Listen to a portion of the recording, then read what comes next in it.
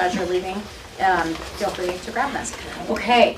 I want to turn it over because time is going to go by so quickly. Yeah. And for those of you that have come a little more consistently to the First Fridays, Rita and I are switching it up a little bit today, which I love. So we're going to kind of kick off and let Rita sort of talk you through her journey a bit. And then, time permitting, we'll advance more into our interview dialogue, but we want to make sure that we have time for Q&A at the end. We also have a giveaway, which Rita can share more about you. So if you didn't enter or put your business card out in the bowl in the front, we can pass that around towards the end so that you can potentially win one of our giveaways. Sure, okay. Yes. I'm going to turn it over to you, ma'am. Thank you. Wonderful, wonderful.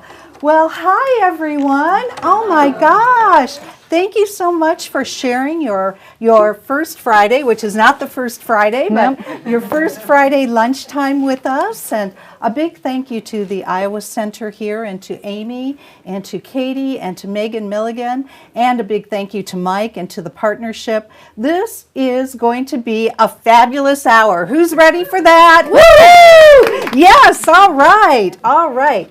So a couple of you, you already know me, which is wonderful. And some of you I'm brand new to. Maybe you've never heard of me before. And that's a good thing too, right? So raise your hand if you have seen me speak before. Anybody? Okay, great, wonderful.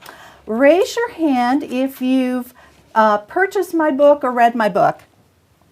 Okay, wonderful. Yay. It was just launched on Sunday, so that's incredible. Really happy about that. We'll talk a little bit more about that as we progress. So at the beginning of every single one of my talks, I do something that I think is very, very special. And we're in a little bit of quite tight quarters here, but I think we can do this. If you will get up, please, stand up, put your stuff down.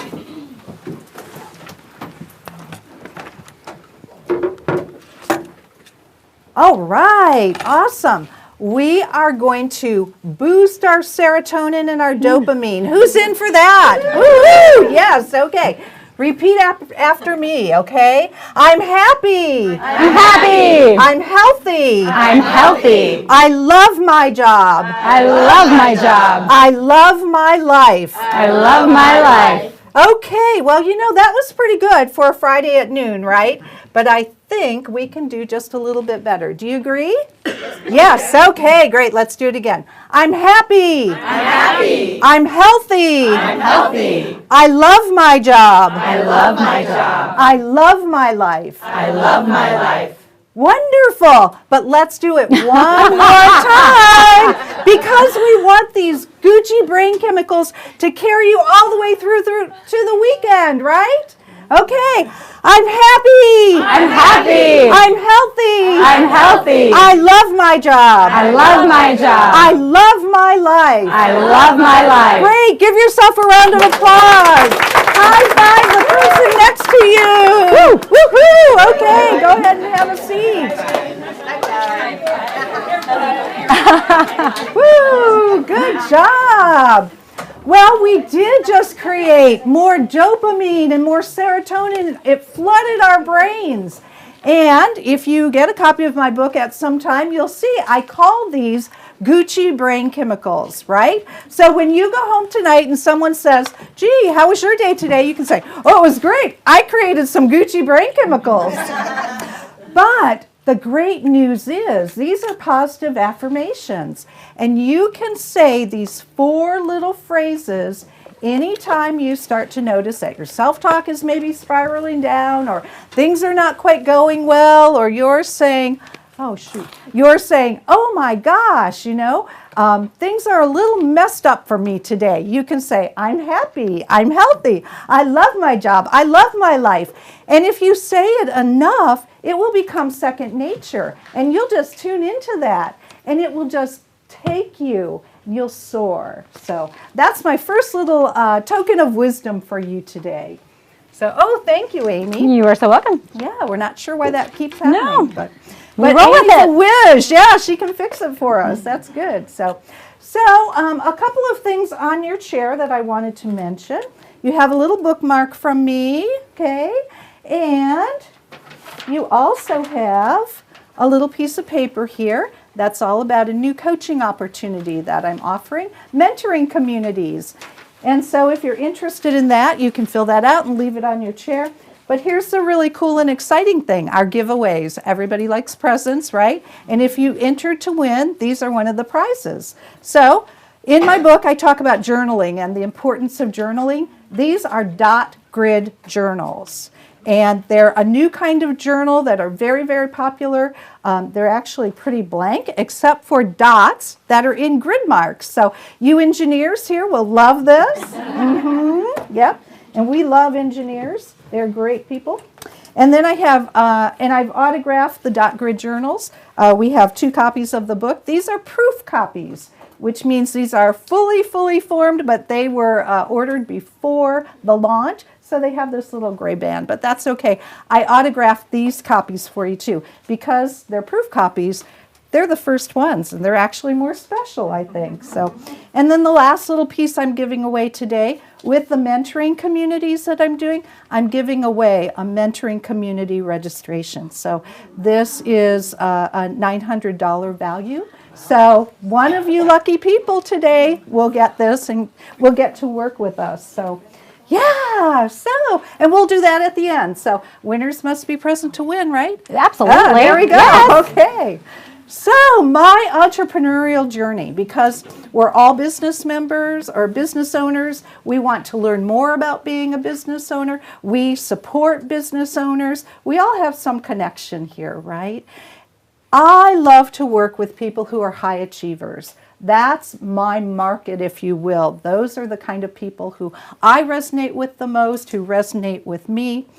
And I thought as I was preparing this today, you might be interested in A, knowing what it is exactly that I do, because if I say I have a leadership consulting group, you could say, well, what's that?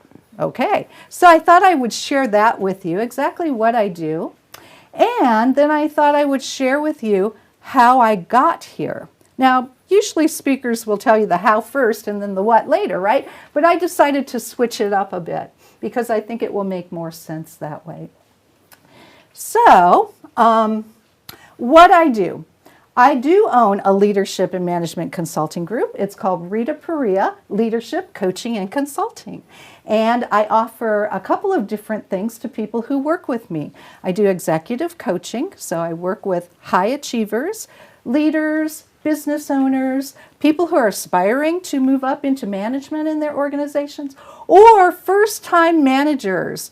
You might know some of these folks. They have a new promotion, they may have a family at home, maybe they have a few kiddos, and all of a sudden they have deer in the headlights because they have this team now that they have to manage, and they don't know how to do all of this, right? And I love working with those kind of people too. It's so wonderful to see them progress and grow. And that's what I'm all about, helping people lead well, live well, be well, and do well, which is really all about finding that work-life balance.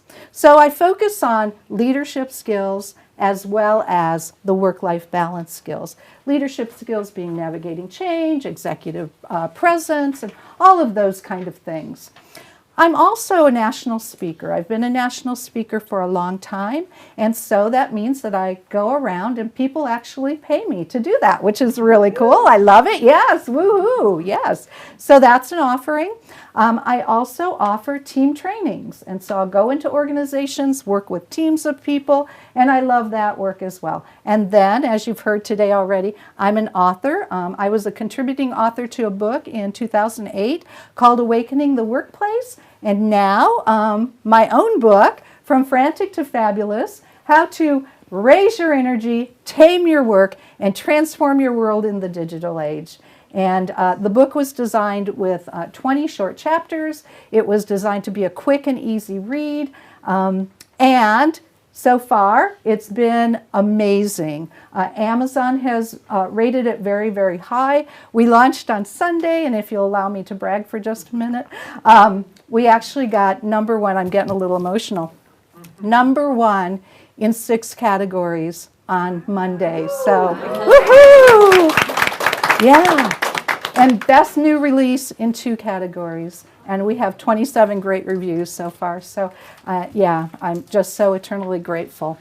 So that's what I do. And I'm preparing to celebrate my 20th year as a business owner. And I think that's really important for the people assembled in this room, because you can do it. You can do it.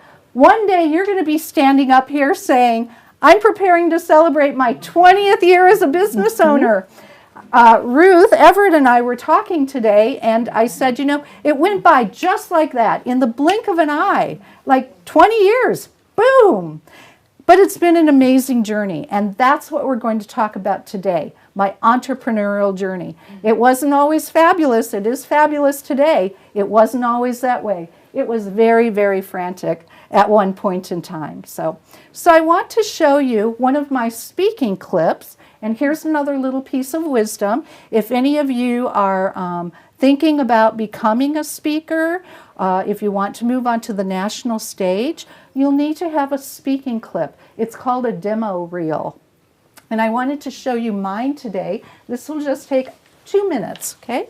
And Mike's going to help us with the volume. So, people are tired and they're grumpy and they're feeling like hamsters on a wheel. They're running around, but they're feeling less productive than ever. They're feeling more overwhelmed than ever. They're feeling as though they have too much to do and not enough time to do it.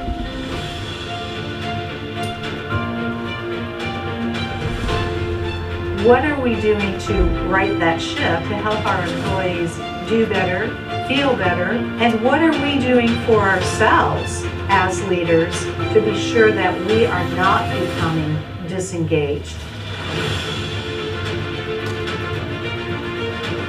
As an executive, you have a lot of challenges, you have a lot of pressures.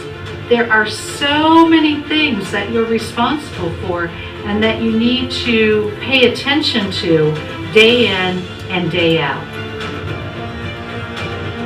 When we have a distraction, it takes us 25 to 50% longer to get back at what we were working on and accomplish that task. 27 times in an hour, we're generating these distractions without anybody prompting us to do this. So that's a lot of time away from our productivity.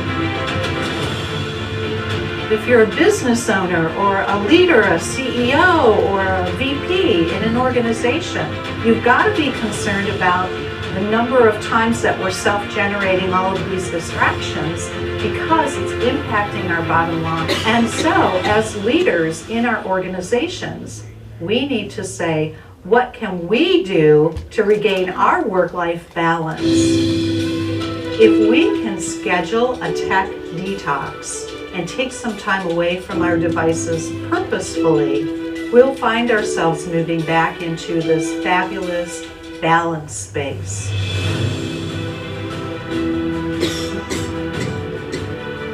You can turn your email off, turn your phone off, and tell people, I am out of the office until Monday morning. And people will respect that. We're talking about giving your life to your job and doing the very best job that you can at that. But do you have to give your whole life to that job? Think about how many things are going unaccomplished. Think about how many to-dos we have on our list. Think about the amount of time that it's taking us now because of all of these distractions to get anything done. We have to be ever vigilant about protecting our personal time for that work-life balance. You can tell she has a strong sense of compassion for others and her ability to help people through these intense and complex situations. She's a great speaker. Rita's presentation today really inspired me to go ahead and take a different approach to my role as a leader. Rita was great, very energetic, very open, very true. Hire Rita for your business. Great close. Thanks. So, speaker demo reel. one of the things that I mentioned, so everything that I mentioned, I mean, truly, this is me. This is where I come from, right? This is how I look at things. This is my belief system. And it came to me in a different sort of way. And I wanted to explain to you how I got to this point now. And we still have a few minutes. I'll make this absolutely. quick. No, Okay, you're good. Awesome. So when I was 40, just 40, as you saw in the video, I was CEO of a learning organization and found that that organization had done some things that maybe needed to change, some financial things. They were losing lots of money. They could not stay afloat. And nobody was really aware of that until I got there and I started to dig into things. And so I had the opportunity at the young age of 40 to turn around two financially failing organizations, which is no small feat, okay? One of these organizations had a $12 million annual budget, which of course is not as big as Principal or anything like that, but it's still a major ship to turn in a different direction. And so I did that, and I did that very, very well. And in both of these organizations, I left them in the black. I left them with a very, very healthy bottom line. And I was very proud of that work. But here's the key. I did that at my own self-sacrifice. I was working 18 to 20-hour days. I am not exaggerating. Some of my board meetings went until 2 a.m. And because, yes. And so then I would get up, and I would get up at, 5:30, and I would, exercise, and I would just be doing it again the next day. And I wasn't eating, I wasn't sleeping, things were sliding out of control for me. But I felt like I'd started this, I needed to finish this, I needed to do the job I was hired to do. And I ignored the warning signs for myself. They were there, but I ignored them. And so I wound up one day waking up in the emergency room, looking into the eyes of a cardiologist. His name was Dr. Love. Can you believe that? Amazing. And he said to me, looked over his glasses and said, "Young woman, do you know how lucky you are to be alive today?" And I didn't know what had happened, really. And he said, "You almost died today. Now, I don't know what you're doing with your life, but whatever it is, it needs to change." And he said, "I'm giving you a prescription for 2 weeks off. And when you come back to see me in 2 weeks, I want you to tell me that you've quit that job and that you're doing something else." Whoa! Who expected to hear that, right? Yeah. Big life decision on the horizon, and I had 2 weeks to figure it out. Oh my gosh.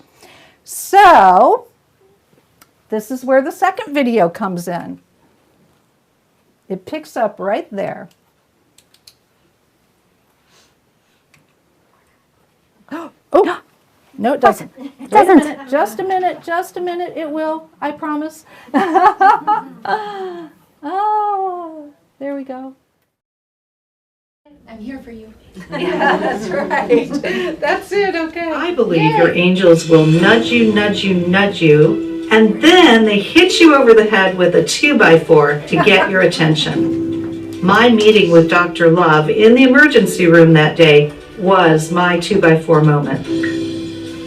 Picking up the pieces of my life and examining how out of control everything had become led me on a journey to developing my own program of creating work-life balance and success through reevaluating priorities, making deliberate choices, minimizing technological distractions, maximizing mindfulness and presence, working smarter, and purposefully integrating the professional with the personal or work with life.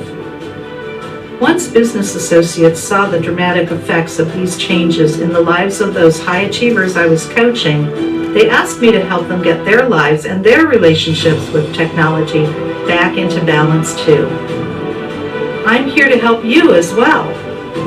I've been assisting people in creating fabulous lives through my own business for almost 20 years. Part of my job includes developing coaching programs for business owners, executives, managers, aspiring leaders, employees, and many others who want to achieve the career success they're searching for without sacrificing their personal lives. In a world filled with short attention spans and thousands of distractions clamoring for our eyes and ears each day, it's satisfying and fulfilling for both my clients and I to help them go from frantic to fabulous. This book contains the love, encouragement, and wisdom you need to design the life you've only dreamed about in the past. As you start to practice the ideas that I share in this guide, you'll begin to experience the freedom of the fabulous life that you've always wanted. Let's begin our journey together.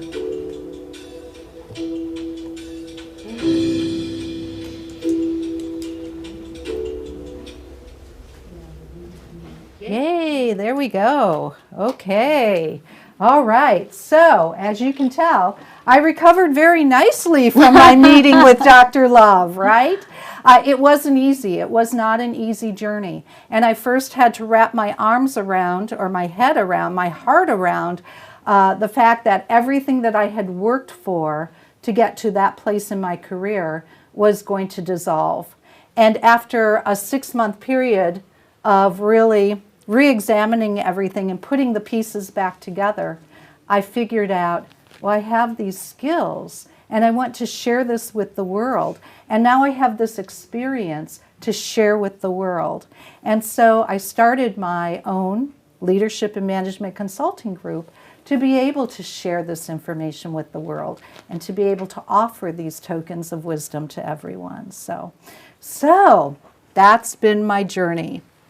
I think And there's now probably for a the lot more interview, to it than that A even. lot more. A couple of other pieces of business wisdom that I'd like to share. So you might notice there's a lot of purple in everything that I do, okay?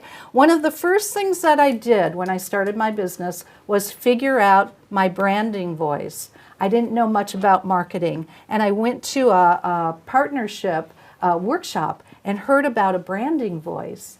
And so I went back to my office and said, okay, what is Rita Perea Leadership Coaching and Consulting? And I started with, what is Rita Perea Leadership Coaching and Consulting not? And I listed all of the nots first.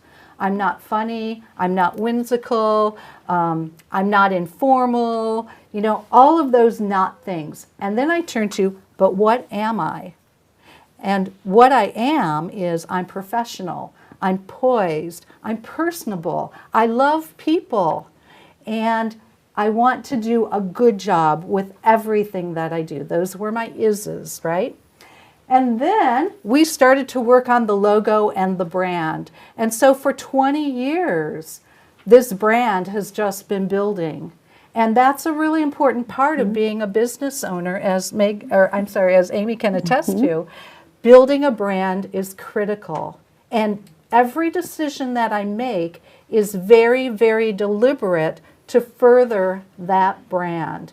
And one of the things I talk about in my book is every single activity that I have, every email that I have, every social media post that I do, every meeting that I take, it's all very, very deliberate. Now, that doesn't mean I don't have friends and people I enjoy and all of that, but for my business, it's very deliberate because I don't have the time to waste, right? I'm 20 years in.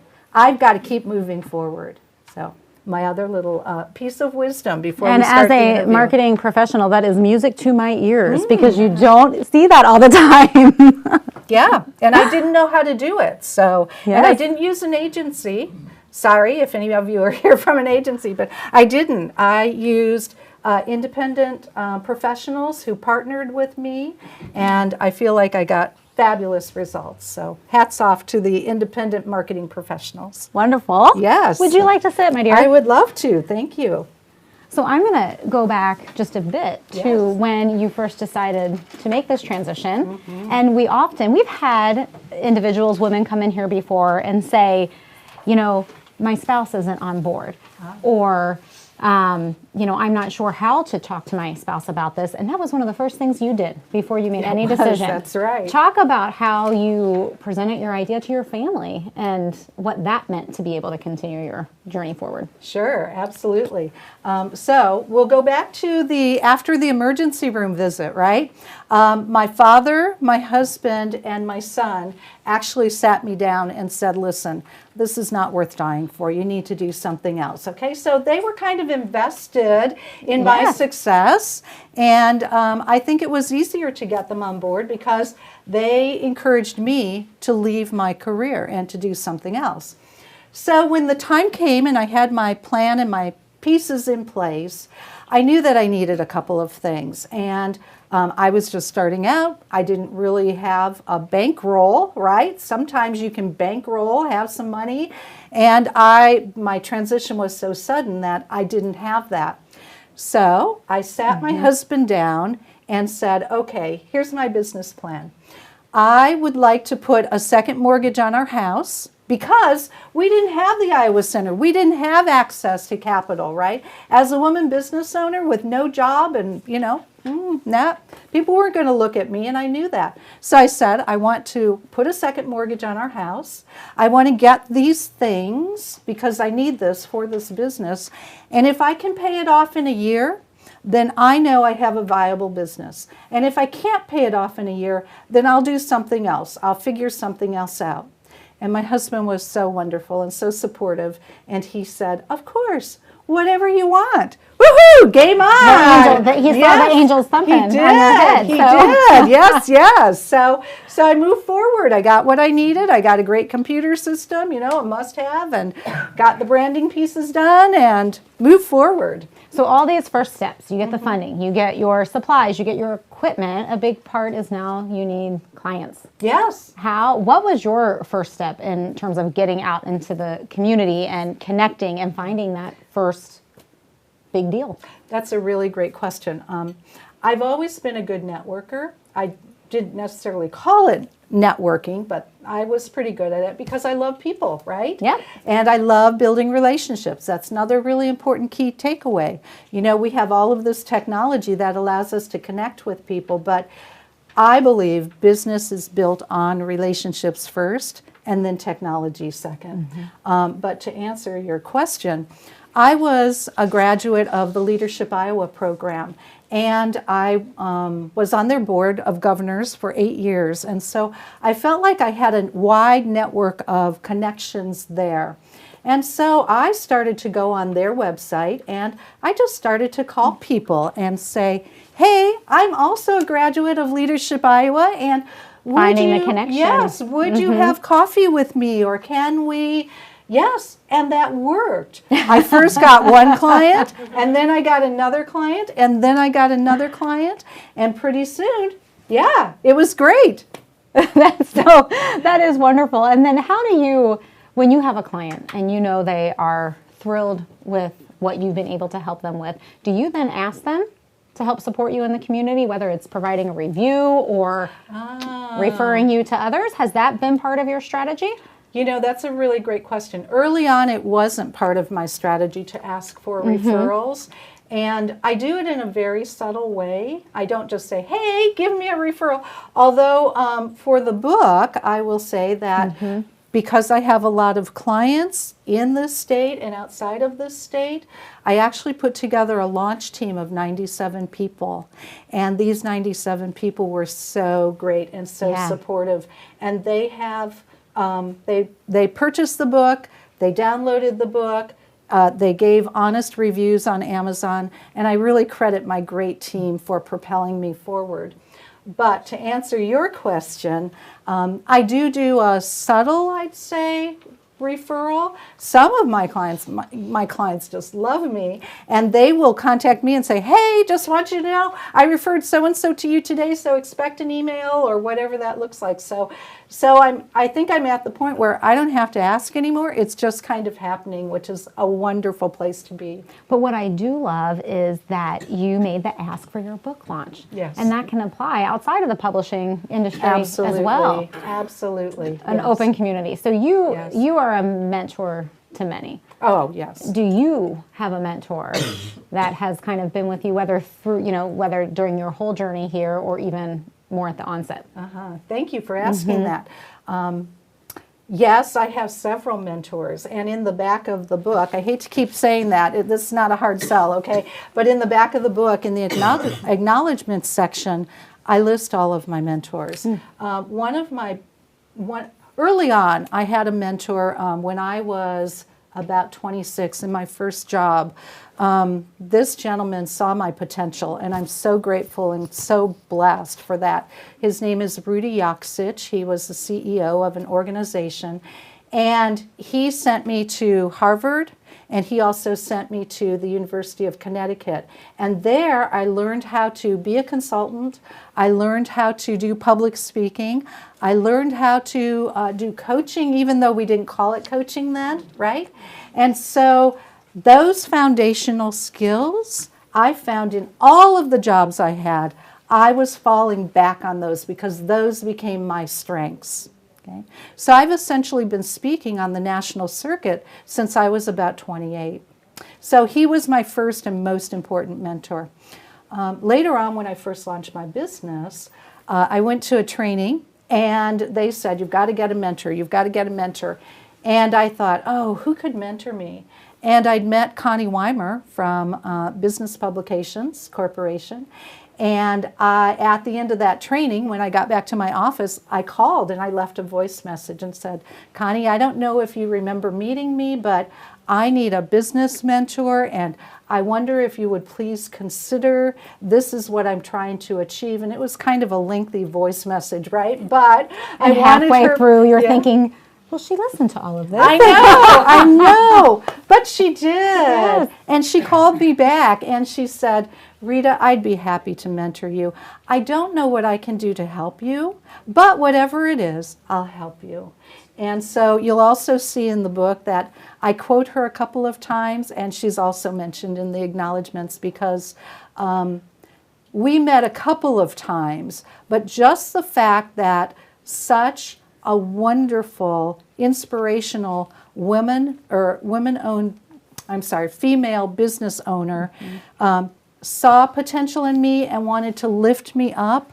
It just was such a boost to me, and it felt so good. And she actually kept me going that first year. She probably doesn't even realize that, but she kept me going and in a positive place that first year. And that's what mentors do, I think. And was that a lesson learned, or one that you might project on the audience that it doesn't hurt to ask? Oh, absolutely. And what we're finding also as people are progressing, not only do they need a mentor, and this is one of the talks that I do, and I've provided this for Principal Global, they also need something called a sponsor. And this is something who will lay down their social capital to open doors for you.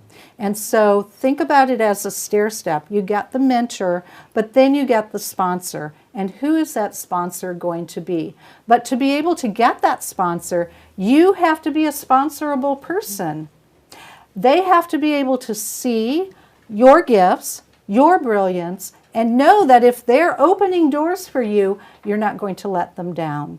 So that's a really important point and piece of business wisdom here. So when we talk, you shared a little bit about your challenges in your CEO role, and ultimately at that age of 40 having the bashing over the head. Yes. What about since you started your business, what are some of those challenges? Because we all know it never goes quite the way you anticipated. What are a couple of the key challenges that maybe you've experienced, whether early on or even recently? Sure. That you've had to overcome? Yes. So I remember my first year in business, and I had coaching clients and my calendar was full, and every slot in my calendar it's an income opportunity, right? And so I was so happy, yay, we're going, I'm paying off the second mortgage, and then all of a sudden a snowstorm happens and it turns into an ice storm. And my clients started to call and reschedule their coaching appointments with me. And I was literally looking at my Franklin planner, seeing my income just dwindle down hour by hour. And I was so freaked out about that. I thought, oh my gosh, what do I do now? But what I learned was that was a really important opportunity for me. It was kind of a gift because, yes, I lost some income. Yes, we rescheduled, so I didn't essentially lose it. But I utilized that time that I had available to move my projects forward. So I like to make lemonade out of lemons, and I just turned it around and moved things forward. And you shared that even as a lesson learned, you now sort of look at the weather ahead. And proactively? Oh, yes, reach I do. out? I absolutely do. I will text a coaching client and say, hey, we have a meeting tomorrow. They're predicting like tonight, 5 inches of snow, right? Do you want to meet in person? Do you want to try it? Or now we have the opportunity to do Zoom or telephone. And I'll give them that opportunity. And if they don't want to do any of that, then we'll reschedule. But I proactively make that opportunity happen for them. Out of respect and concern for my clients as well, I don't want them driving in an ice storm. You know, there are ways I can accommodate their needs, and I want to. When you talk even about technology, one of the tools or services that you've used and that we talked about is a virtual assistant. Yes. And we get a lot of folks in here asking about the world of virtual assistants and what that can ultimately mean to their business. And that's been helpful to you. Can you talk a little bit about how you've used those assistants? Absolutely, I'd love to.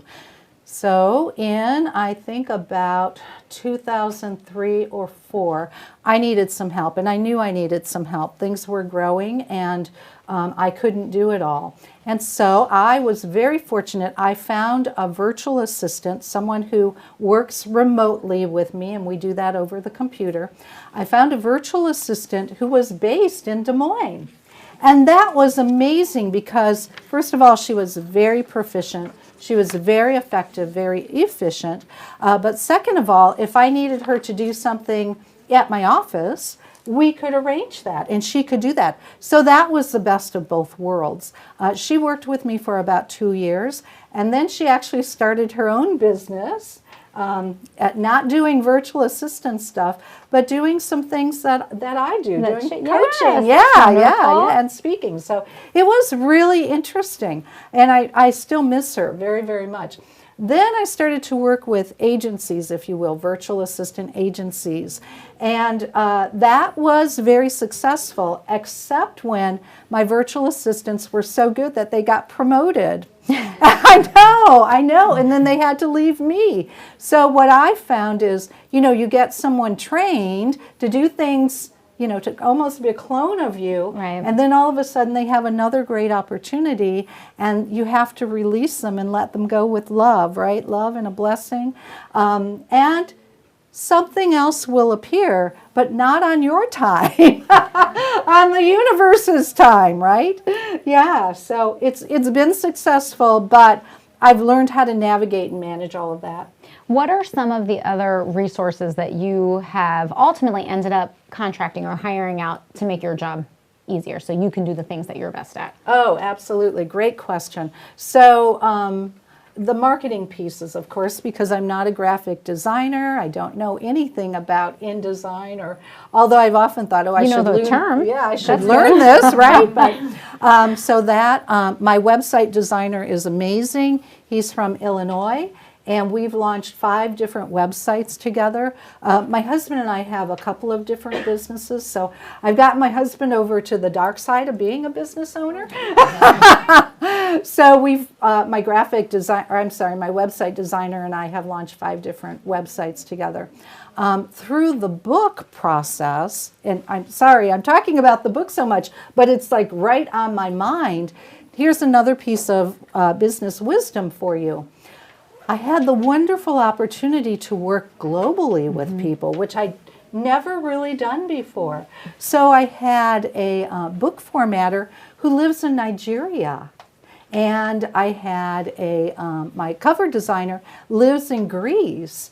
And my editor lives in England. So the interesting thing about this is they were working when I was sleeping, and I was sleeping when they were working. Yes, but also and my virtual assistant lives in the Philippines, but to kind of have a Zoom call with them or, to communicate well with them, I had to be up at their working times. I was just going to say, have they seen you with your cup of coffee and and tired my eyes? pajamas. But you know what I do? I put a scarf around my neck. They can't even tell I'm wearing pajamas. So yes, yeah.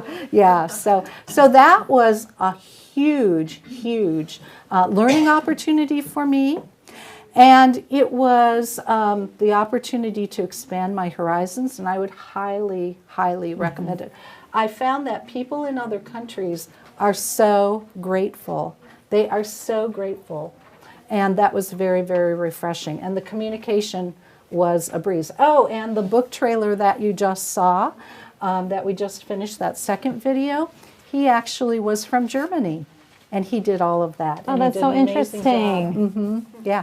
And he turned that around in like a week.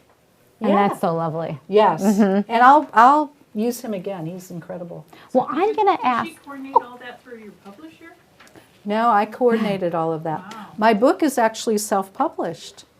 So part of my journey here is I started my own publishing company.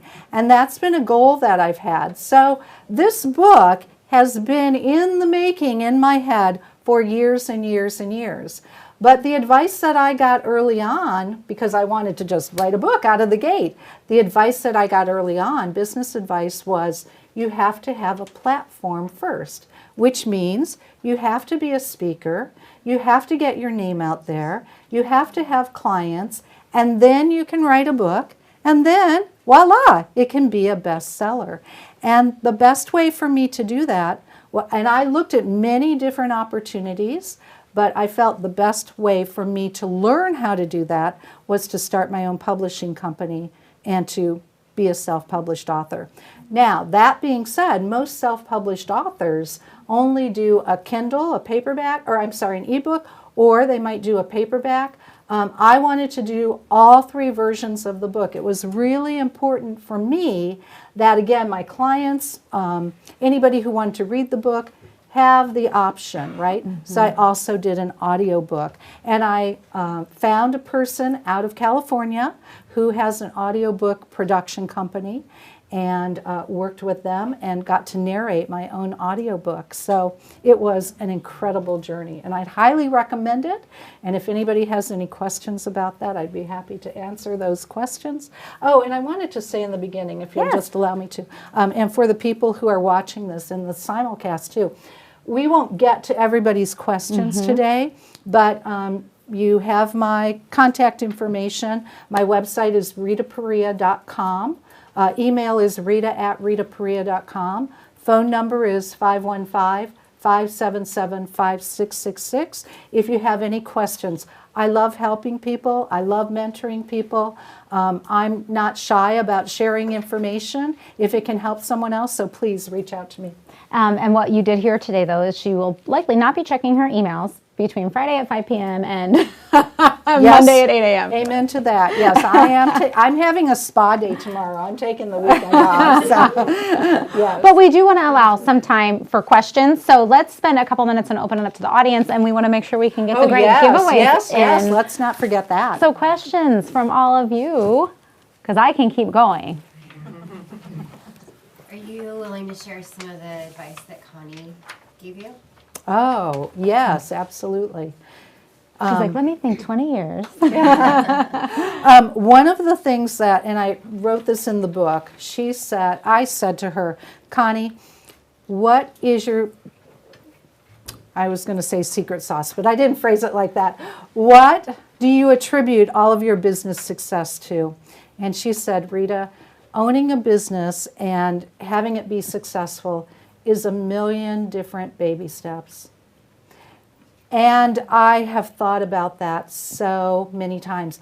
That's one of the most priceless pieces of advice I've ever gotten, because I move quickly. I like to make things happen. I like people to help me make things happen. And when things don't work out that way, sometimes I get frustrated about that.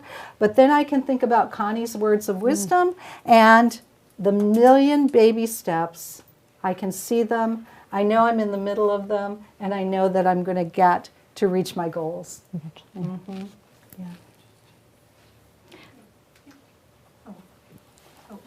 was done. I'm looking. Your turn, Mary. Sorry. So what's your advice about setting up your home office, working inside your home, and balancing that between being in the home office and being out in the community? That's a great question. That is a great question, yes. So I actually have an office outside of my home in West Des Moines where I do my coaching, and I have a training room there so I can do some training. But the days that I'm not meeting with clients, I actually work from my home office. And so I have a separate office with a door. That's the first thing. You have to have a door. And you have to put yourself on a very, very disciplined schedule. My schedule looks like this. I wake up at 5 a.m. every morning. I have morning alignment time for myself. And so I meditate, I pray, because you'll see in the book, those two things are different for me. And then I visualize and I journal. Those are my 4 things to do. And then I eat my breakfast, take my vitamins, and do what I need to do for the day. And so I have everything very, very scheduled out and scripted. And I try to follow that schedule. So disciplined schedule is very important, because when you walk through the living room and you see this pile of papers on the dining room table, you can get distracted and say, oh, I need to take care of this.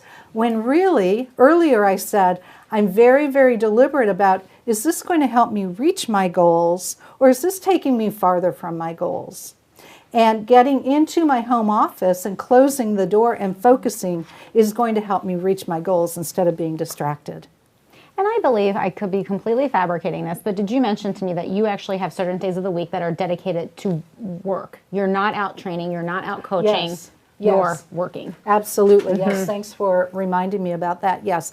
So I try to not see clients on Mondays, and then I try to not see clients on Fridays. It doesn't always work out, but that's what I try to do. Mondays are I have a YouTube channel, and so I'm blogging and I'm doing videos on Mondays. I'm trying to take care of those content pieces. I don't have people do that for me. I think I am the brand of my business, right? And it's important that I do that. So I do that myself. On Fridays, I do try to knock it down early. I try to close everything down about 2 o'clock.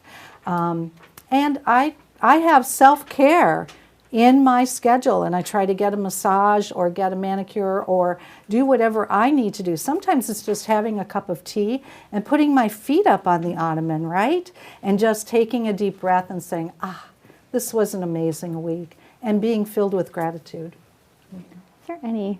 I have one other question I wanted to throw in, because we sometimes hear it, and then we'll do our giveaway. Okay. So you are your brand, as you mentioned. You have support in other areas, marketing, accounting, things of that nature. How do you manage your workload? When do you decide it's okay to take on another big client right now? How do you continue to grow as your own brand? Yes, that's a great question. So I didn't know how early on. I think this is maybe through the School of Hard Knocks, to tell you the truth. You know, I'm a very, very reflective practitioner. At the end of every assignment, project, speaking engagement, I always say to myself, what worked well and what would you do differently next time? And one of the things that didn't work well for me early on was taking more than a certain number of clients, especially in the coaching arena, because I want to give people everything I can give them. And one of the things I think that makes me unique in this space is I offer my coaching, my one-on-one coaching people 24/7 hour support, so they can call me in the middle of the night and I'm available for them. And some of them have, and that's fine. That's what I'm there for. But I also want my clients to feel like they are my only clients. That's part of my branding. I want to be focused, I want to be present with them, and I don't want to be distracted thinking about the 50 million things that I need to be thinking about. And so I've learned how to, in my head, kind of manage that and then manage that on my calendar. And part of that is creating the bookend days to have time to do the things that I promised to my clients that I would do for them. And my clients love not meeting on Mondays or Fridays, and I'm talking about my coaching clients now, and only doing that on Tuesdays, Wednesdays, and Thursdays. Schedule management. Yes, time management, absolutely. It creates the balance that you need. Okay, let's do a giveaway.